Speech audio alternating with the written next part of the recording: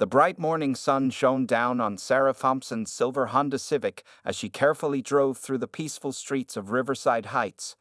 At 28 years old and 7 months pregnant, Sarah had always been extra careful, but today she was even more alert. She couldn't afford to be late for her important prenatal appointment with Dr. Martinez. Sarah's hand gently rested on her growing belly as she stopped at the intersection of Maple and Oak Street. She did what she always did, came to a complete stop, counted to 3, and looked both ways before proceeding. Her dashboard camera, a gift from her worried mother, recorded everything as usual. The flash of red and blue lights in her rearview mirror caught her by surprise. Sarah's heart began to race, but she remained calm, remembering the advice her father had given her years ago about police interactions. She pulled over slowly and safely, turning on her interior lights despite the morning sun to ensure maximum visibility. Officer James Morrison watched from his patrol car, his cold eyes narrowing as he ran her plates. His colleagues at the station knew him as the Hunter, a nickname he'd earned for his aggressive approach to policing, particularly in neighborhoods with larger minority populations. Today was supposed to be his last shift before a forced vacation due to mounting civilian complaints, though none had stuck so far. Sarah kept her hands visible on the steering wheel as Officer Morrison approached her car. She could see his rigid posture in her side mirror, his right hand resting near his weapon, a detail that made her stomach tighten with anxiety. Her baby kicked, as if sensing her distress. "License and registration," Morrison barked, not even bothering with a greeting. His voice carried the weight of authority and something else, a hint of satisfaction that made Sarah's skin crawl. "Yes, officer," Sarah replied calmly, her voice steady despite her racing heart. "I'm going to reach for my documents in the glove compartment. They're right there." She narrated her movements clearly, just as her father had taught her. "I know you ran that stop sign back there," Morrison declared, his tone leaving no room for discussion. "I saw it clear as day." Sarah's mind raced back to her careful stop at the intersection. She knew, without a doubt, that she had followed every traffic rule to the letter. Her doctor's appointment card sat on the passenger seat, reminding her of the importance of staying composed. "Officer, I respectfully disagree," Sarah said, maintaining her professional tone while handing over her documents. "I came to a complete stop at that intersection. My dashboard camera recorded everything if you'd like to review the footage." Morrison's face hardened at her response. He snatched the documents from her hand, deliberately ignoring her mention of the camera. "Step out of the vehicle," he commanded, his voice taking on a dangerous edge. "Officer, I'm 7 months pregnant," Sarah explained, trying to keep her voice steady. "I have a prenatal appointment in 20 minutes. Could you please just review the dash cam footage? It will show that I made a complete stop." The morning traffic continued to flow around them, and Sarah noticed a few passersby slowing down to observe the situation. An elderly couple had stopped completely on the sidewalk, the woman already pulling out her phone. More people were gathering, their presence both comforting and concerning to Sarah. "I won't repeat myself," Morrison growled, his hand now firmly gripping his belt. "Exit the vehicle now, or I'll add resisting arrest to your charges." Sarah's baby kicked again, harder this time. She placed her hand protectively over her belly, tears threatening to form in her eyes. But she wouldn't cry, she couldn't. Instead, she took a deep breath and reached for her phone, pressing the emergency recording button her brother had installed, another safety measure her family had deemed necessary in today's world. The situation was escalating quickly, and Sarah could feel it slipping out of her control. More cars were slowing down now, more phones being raised to record what was happening. The morning sun that had seemed so bright and promising just minutes ago now felt harsh and exposing, highlighting every detail of what was about to unfold on this otherwise ordinary Tuesday morning. The tension in the air grew thicker as Sarah slowly unbuckled her seatbelt. Her hands trembled slightly, but she kept them visible at all times. Officer Morrison stood at her car door, his face twisted into a scowl that made his previous anger seem mild in comparison. "I said hurry up," Morrison shouted, yanking the car door open before Sarah could reach for it. The sudden movement startled her, and she instinctively placed both hands over her pregnant belly. The baby kicked again, stronger this time, as if protesting the officer's aggressive behavior. By now, the small group of onlookers had grown into a considerable crowd. Mrs. Chen from the local bakery stood at the front, her phone steady in her hands as she recorded everything. Behind her, two construction workers had stopped their work to watch, their yellow hard hats visible above the gathering crowd. "Officer, please," Sarah said, her voice clear but cautious. "I'm happy to cooperate, but I need to move slowly because of my condition." She gestured to her pregnant belly, which was clearly visible in her blue maternity dress. Morrison's response was to grab her arm roughly. "Your condition?" he sneered, pulling her forward. "That's not my problem. You should have thought about that before you decided to break the law and then give me attitude." Sarah winced at his tight grip but remained as calm as she could. "Sir, I have proof I didn't break any law. Please just look at my dashboard camera footage. It will only take a minute." The mention of the camera seemed to anger Morrison even more. He reached into her car and aggressively yanked the dashcam from its mount, letting it fall to the floor of her vehicle. The small screen cracked, but the red recording light continued to blink. "Oops," he said with a cold smile. "Looks like your camera had an accident." A murmur of disapproval rippled through the crowd. Someone shouted, "We're all recording, officer." Another voice called out, "Leave her alone. She's pregnant." Morrison spun around to face the crowd, his hand still gripping Sarah's arm. "Back up. This is a police matter. Anyone who interferes will be arrested for obstruction." Sarah saw more phones being raised in response to his threat. She also noticed a young man in a business suit dialing a number and speaking urgently into his phone.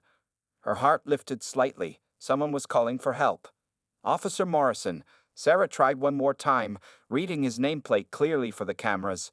"I'd like to speak to your supervisor.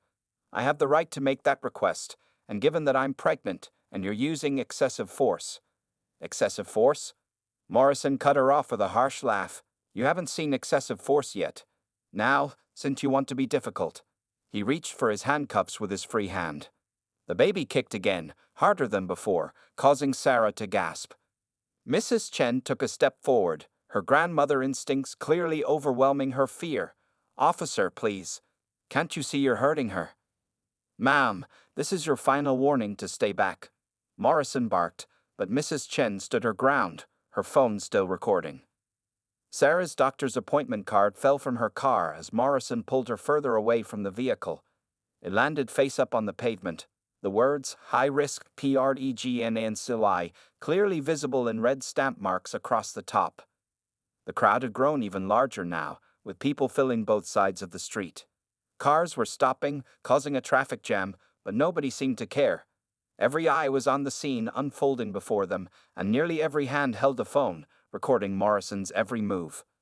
"You have the right to remain silent," Morrison began, his voice filled with spite as he started to recite the Miranda rights. He tightened his grip on Sarah's arm, causing her to cry out in pain. The morning sun that had seemed so bright earlier now felt like a spotlight on this disturbing scene. Traffic had come to a complete standstill, horns were honking, and the crowd's angry murmurs grew louder. But none of that seemed to deter Officer Morrison as he prepared to handcuff a clearly pregnant woman whose only crime had been defending her innocence with proof. The cold metal of the handcuffs sent shivers down Sarah's spine as Officer Morrison began to restrain her. Her pregnancy made it impossible to put her hands behind her back comfortably, but Morrison showed no concern for her discomfort. The baby inside her moved restlessly, responding to her rising stress levels. "Please, the cuffs are too tight," Sarah pleaded, trying to maintain her dignity despite the growing pain. "My doctor said I need to be careful about circulation because of my high-risk pregnancy." Morrison's response was to tighten the cuffs another notch. "Maybe next time you'll think twice before disrespecting an officer," he growled, loud enough for the nearest bystanders to hear. Mrs. Chen couldn't stay quiet any longer. The elderly baker stepped forward, her phone still recording steadily in one hand. "Young man," she called out, her voice shaking but determined, "my husband was a police officer for 30 years. This is not how you treat anyone, especially not a pregnant woman." Other voices joined in from the crowd. A tall construction worker moved closer, his yellow hard hat visible above the others.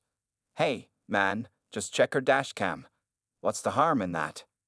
Morrison's face turned red with anger. He spun around to face the crowd, keeping one hand firmly on Sarah's arm. "This is your final warning. Back up or you're all going to jail." Sarah could feel her fingers starting to tingle from the tight handcuffs. The sensation scared her. She remembered Dr. Martinez warning her about maintaining good circulation during pregnancy. She tried to take slow, deep breaths, fighting against the panic rising in her chest. The crowd had swelled to over 50 people now. Phones recorded from every angle, and the morning sun caught the tears rolling down Sarah's cheeks as Morrison roughly pushed her toward his patrol car. Her pregnant belly made it difficult to move quickly, but he showed no patience. "Officer," Sarah tried one last time, her voice breaking. "My baby, please. The cuffs are cutting off my circulation. I can't feel my fingers anymore." A young woman in scrubs pushed through the crowd. "I'm a nurse," she shouted. "This is dangerous. A pregnant woman in distress needs medical attention, not handcuffs." Morrison ignored the nurse completely. Instead, he reached for Sarah's shoulder to force her into the back of his patrol car. The awkward angle and her pregnant belly made it nearly impossible for her to enter the vehicle safely. Suddenly, a deep voice cut through the chaos. "Sarah, Sarah Thompson," a middle-aged black man in a suit rushed forward. It was Dr. Martinez himself, Sarah's obstetrician. He must have heard about the commotion happening near his clinic. "This is my patient," Dr. Martinez announced loudly, his medical authority clear in his voice. "She has a high-risk pregnancy and an appointment with me right now. Officer, you need to remove those cuffs immediately. This level of stress and restricted circulation could harm both mother and baby." Morrison's face twisted with rage. "Back off. I don't care if you're the president's doctor. She's under arrest for running a stop sign and resisting arrest." "I have it all on video," Mrs. Chen shouted, waving her phone. "She didn't resist, and my shop's security camera shows she made a complete stop." The crowd's anger was reaching a boiling point. More cars had stopped, creating a traffic jam in all directions. Horns humped continuously, adding to the chaos. Sarah felt lightheaded, the combination of stress and tight handcuffs taking its toll.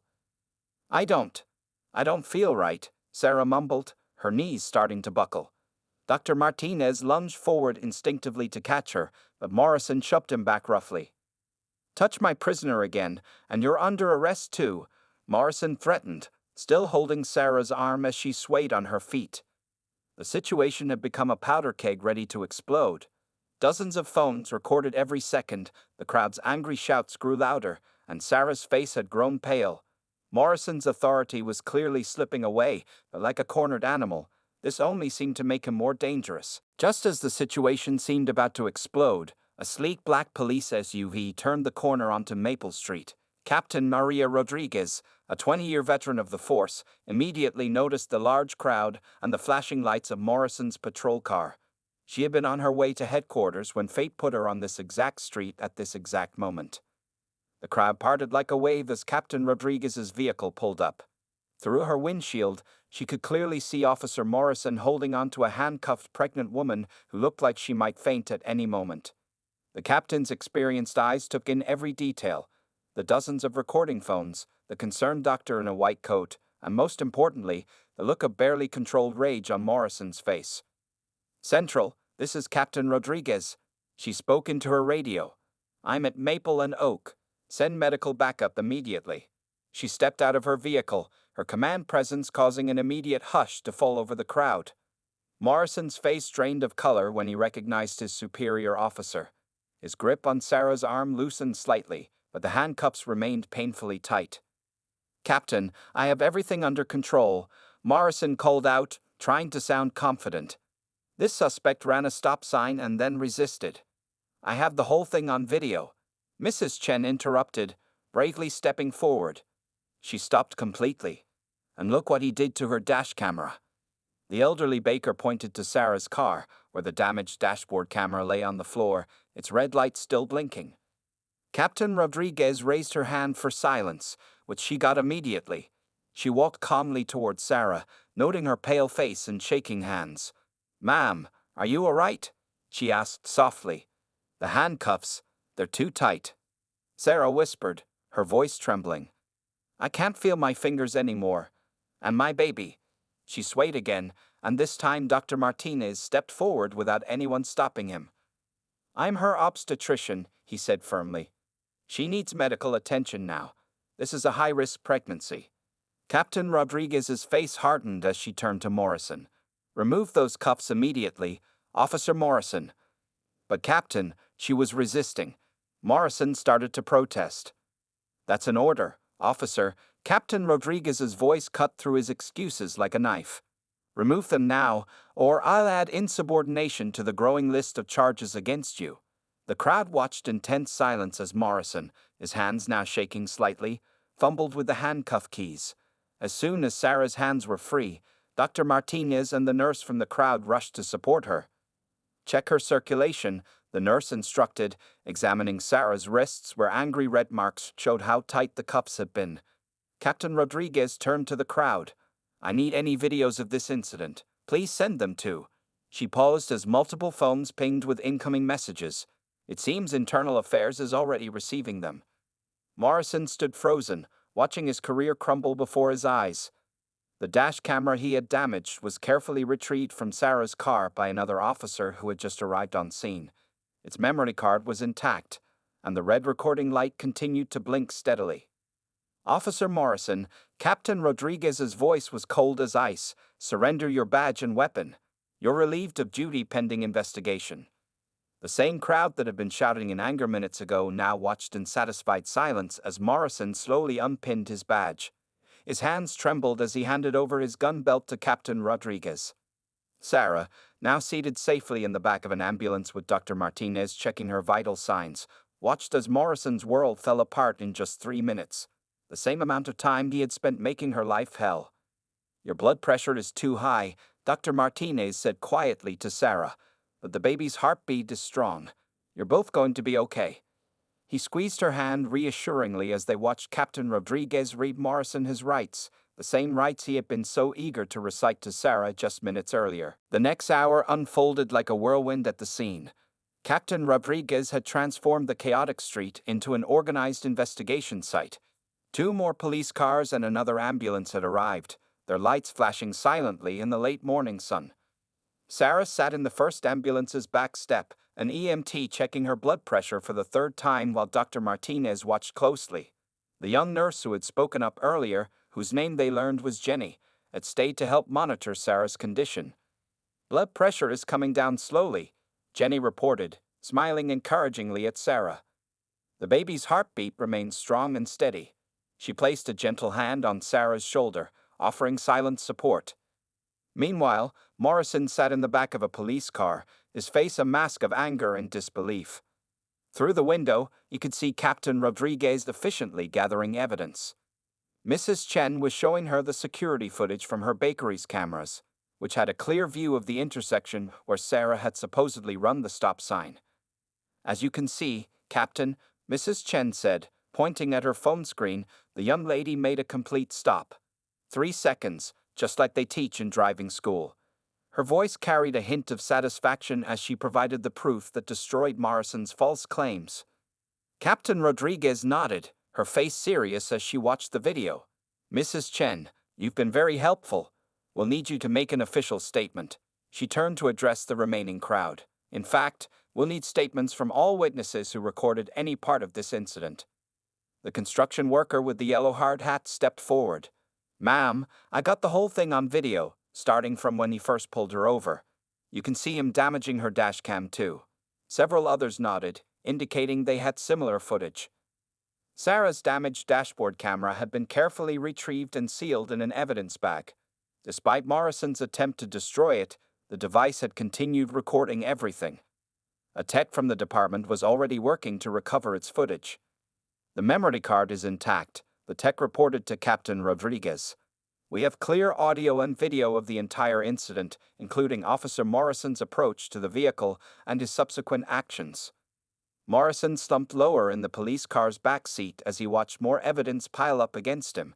His earlier confidence had completely vanished, replaced by the dawning realization of the serious trouble he was in. Dr. Martinez approached Captain Rodriguez, his medical authority evident in his bearing. Captain, I need to take Sarah to the clinic now. She requires a thorough examination after this trauma, and she's already missed her scheduled appointment. Of course, Doctor. Captain Rodriguez agreed. She walked over to Sarah, her stern expression softening. Miss Thompson, we'll need your statement, but it can wait until after you've received medical care. An officer will drive you and Dr. Martinez to the clinic. Sarah nodded gratefully, tears of relief filling her eyes. Thank you, Captain, she whispered. I was so scared, but you arrived just in time. No, Miss Thompson, Captain Rodriguez replied firmly. Thank you for maintaining your composure in an impossible situation. Your calm behavior and quick thinking in recording everything helped expose a serious problem in our department. As Sarah was helped into a patrol car for transport to the clinic, Morrison watched from his confined space. The same car he had tried to force her into was now his temporary cell, and the irony wasn't lost on anyone present. Captain Rodriguez turned to address the gathered witnesses one final time. Thank you all for speaking up and recording this incident. Your actions today protected a vulnerable member of our community and helped us identify an officer who had no business wearing a badge. Mrs. Chen, still holding her phone with the damning evidence, smiled with satisfaction. When good people work together, she said wisely, justice happens much faster, sometimes in just 3 minutes. The morning sun now felt warm and comforting again as Sarah's car was driven away by another officer who would park it safely at the clinic for her. The crowd began to disperse, many sending their videos to the department's tip line, while Morrison waited for transport to headquarters, his career and freedom crumbling around him. The police station buzzed with activity as internal affairs investigators dug deeper into Officer Morrison's history. Lieutenant James Chen, Mrs. Chen's nephew and head of internal affairs, sat at his desk reviewing years of complaints against Morrison. His expression grew darker with each file he opened. Captain Rodriguez, he called out as she entered his office, you need to see this. He turned his computer screen to show her a spreadsheet filled with dates and incident numbers. We found a pattern. Morrison has had 37 complaints in the last 3 years, mostly from minority women drivers. Captain Rodriguez pulled up a chair, her face grim as she studied the data. And all these complaints were dismissed? She asked, though she already knew the answer. His previous supervisor buried them, Lieutenant Chen explained, opening another file. Mark them all as unfounded, without proper investigation.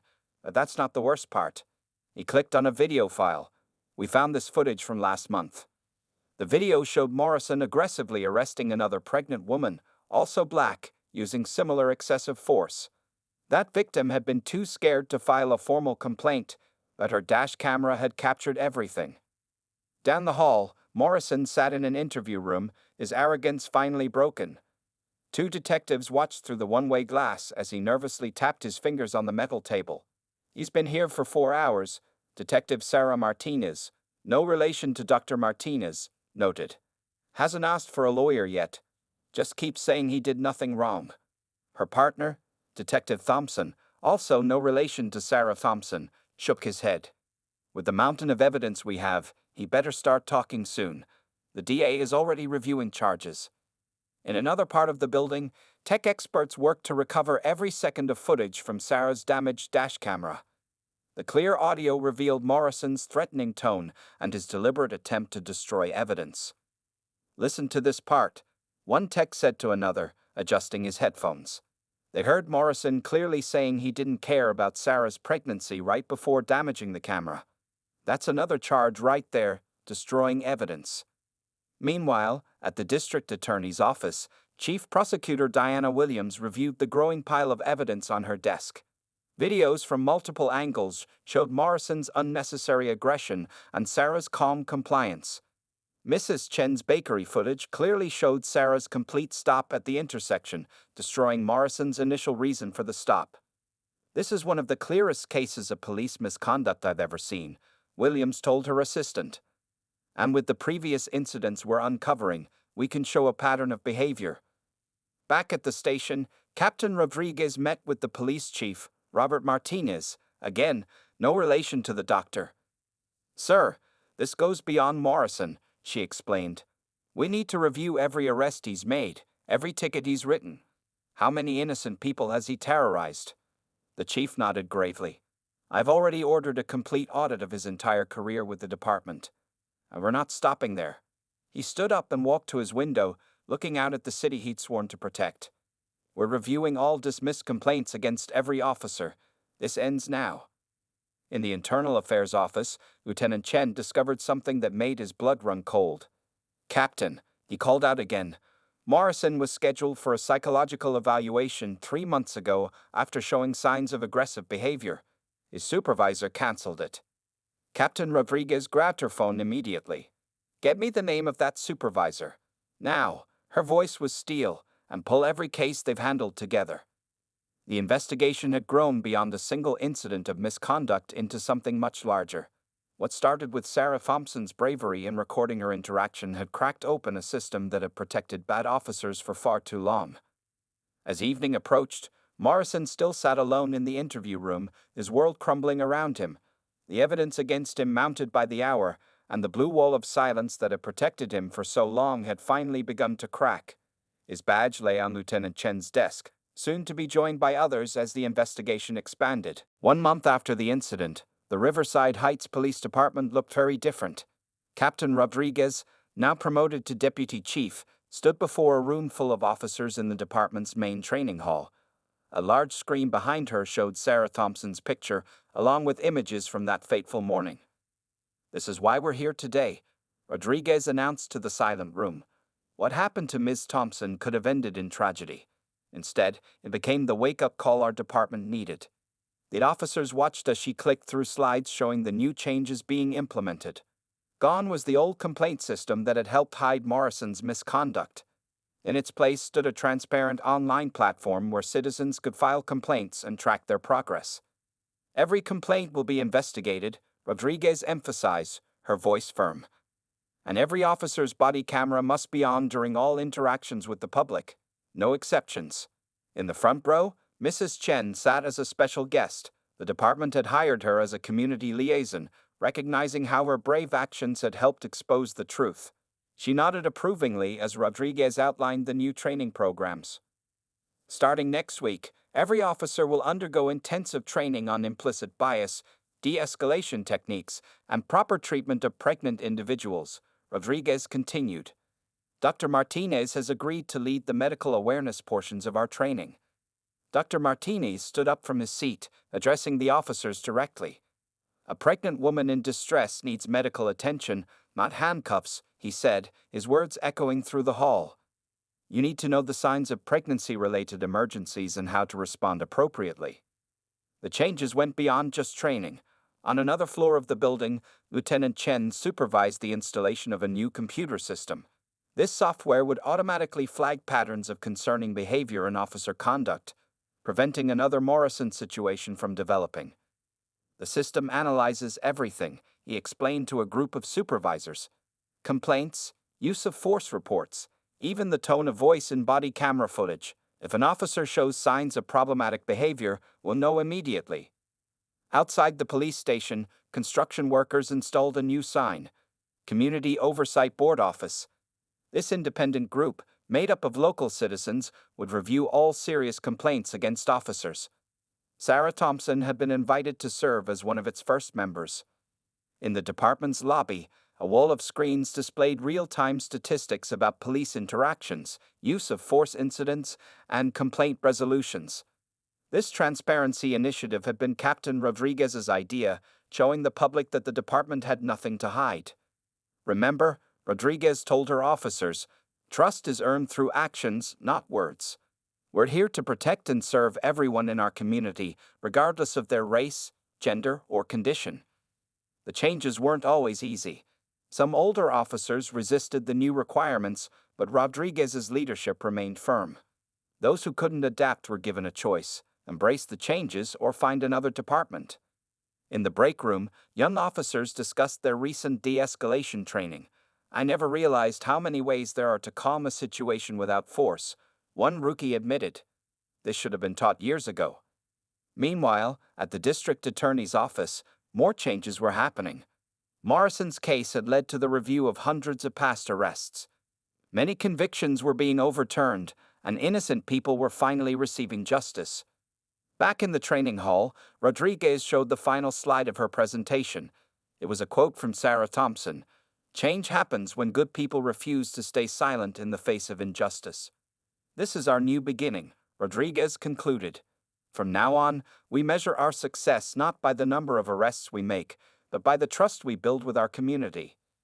As the officers filed out of the hall, Mrs. Chen approached Rodriguez with a smile. "My husband would be proud to see these changes," she said softly. "This is what real police work should look like." The afternoon sun streamed through the windows, illuminating the new mission statement on the wall. Protect, serve, and respect. Every person, every time. Under Rodriguez's leadership, these weren't just words anymore. They were becoming reality. 6 months after the incident, Sarah Thompson sat in a rocking chair in her nursery, gently cradling her newborn daughter, Hope. The morning sun filtered through pink curtains, creating a peaceful atmosphere that felt worlds away from that terrible day on Maple Street. On her phone, she watched a live stream of the courthouse proceedings. Former Officer Morrison stood before the judge, his police uniform replaced by a plain gray suit. The arrogance that had once defined him was gone, replaced by the defeated look of a man facing the consequences of his actions. "James Morrison," the judge's voice came clearly through Sarah's phone speaker, "this court finds you guilty of all charges, including excessive use of force, endangering an unborn child, destroying evidence, and multiple civil rights violations." Sarah held Hope closer as she listened to the sentence. 5 years in prison, no possibility of working in law enforcement ever again, and mandatory counseling. The judge also ordered him to pay compensation to all his previous victims, including Sarah. The defendant's actions showed a complete disregard for human life and dignity, the judge continued. "This sentence reflects not only your actions against Ms. Thompson, but your pattern of abuse throughout your career." In another part of town, Mrs. Chen watched the sentencing from her bakery. She had closed early for the occasion, sharing the moment with several regular customers who had been there that day. They all cheered when the verdict was announced. "Justice takes time," Mrs. Chen said wisely, passing out celebratory cookies she had baked specially for the occasion, "but it always comes when good people stand together."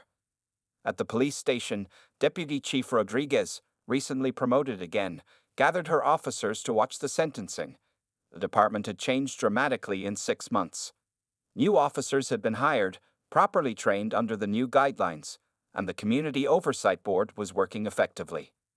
"Let this be a reminder," Rodriguez told her officers after the sentencing. "Our badges are a symbol of public trust, not power. We serve our community, we don't control it." Sarah's story had created waves far beyond Riverside Heights. Police departments across the country had started adopting similar reforms, using the incident as a case study in what not to do and how to prevent abuse of power. Later that afternoon, Sarah attended a community meeting at the police station, baby Hope sleeping peacefully in her carrier. The same construction worker who had spoken up for her that day, now a member of the oversight board, greeted her warmly. "How's our youngest board member doing?" he asked, smiling at sleeping Hope. "She's my reminder that good things can come from bad situations," Sarah replied, gently adjusting Hope's blanket. Dr. Martinez, who had delivered Hope just 2 weeks ago, stopped by to check on them. "Both mother and daughter are doing perfectly," he announced proudly. He had become more than just Sarah's doctor. He was now a key figure in police reform, training officers on medical awareness. The meeting room filled up quickly. Community members and officers sat together, discussing local issues as equals. The wall of transparency screens showed impressive statistics. Complaints down by 70%, use of force incidents reduced by 85%, and community trust ratings at an all-time high. Mrs. Chen arrived with a fresh batch of cookies, now a tradition at these meetings. "My husband used to say that police work is like baking," she told a young officer.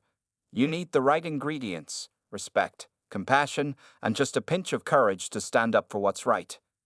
As the meeting began, Sarah looked around the room. She saw Officer Jenny, who had helped her that day, now promoted to Community Relations Sergeant. Lieutenant Chen was there too, his new oversight system working better than anyone had expected. Baby Hope stirred in her sleep, making tiny noises that drew smiles from everyone nearby. She would grow up in a different world than the one where her mother had faced such injustice. A world where law enforcement meant protection, not fear. 3 minutes changed everything, Sarah whispered to her sleeping daughter.